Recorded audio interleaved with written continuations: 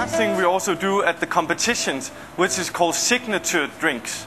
And this is a barista's own invention of a coffee-based drink. And I think this is a very interesting thing that has happened over the last few years with the barista competitions, is that baristas are really doing what chefs are doing and bringing their own set of values and their own ideas into the coffee drinks. This is a very interesting thing because it allows you, if you have a coffee shop or a cafe, to have some drinks on the menu that are only your drinks.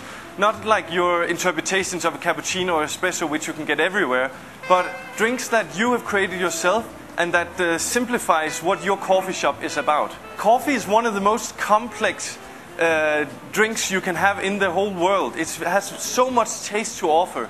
And I think this, with the signature drinks, it's really interesting to see what kind of ingredients can you combine with coffee to create something new and create new experiences with coffee.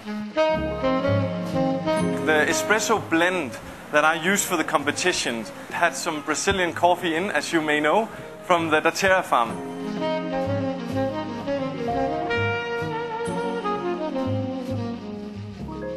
The coffee symphony, the whole idea actually came from the experiences that I got from traveling to Brazil earlier, to see how much attention the farmers were taking of their coffee, and then working very closely together with our roast master, seeing how much attention he put into the roasting.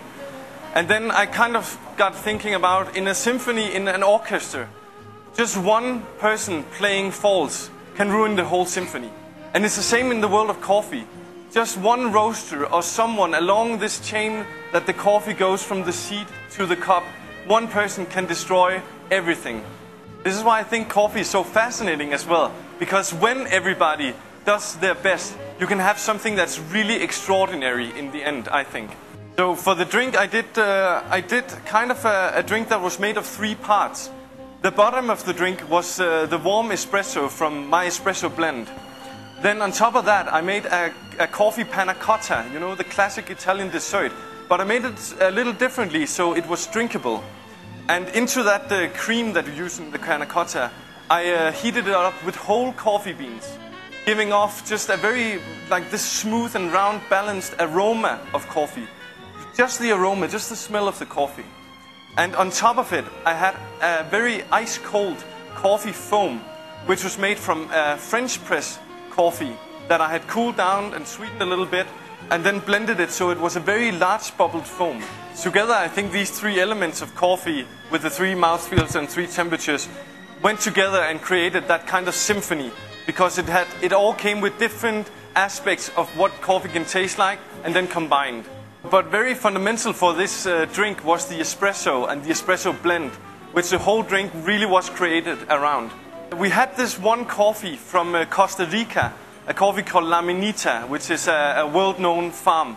And it's brewed as espresso. I felt it had wonderful aromas and a wonderful acidity.